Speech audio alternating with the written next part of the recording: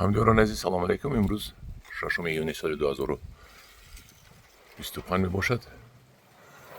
با توجه شما پیشنهاد میکنم میوه های چهارمغز فندق را. این چهارمغز فندق است.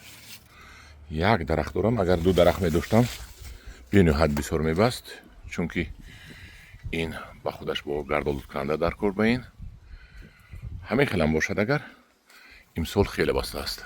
mana بینید. نگفته نماند که چهارمغز فندق یک از چهارمغزهای قیمت‌ترین است در بازار و خریدارش هم بسیار است.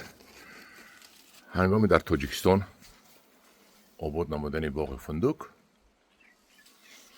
رقابت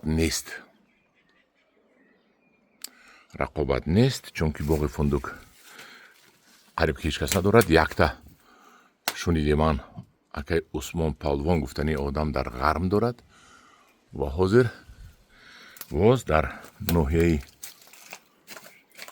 کویبش حاضر نامش عبدالرحمن جامی باز یک باغ کلان ساخته شد.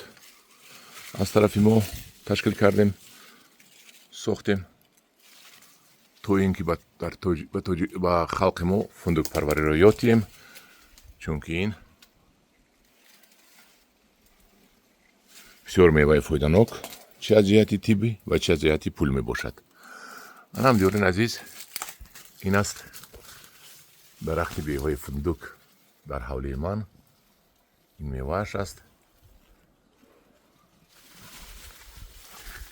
امسال با بسیار تربستگی نگفته نماند که یک تک خودش است برای کمتر میبندد. اگر این با گردآلود کننده دارد رفیق داشتگی باشد به نهایت زیاد میبندد.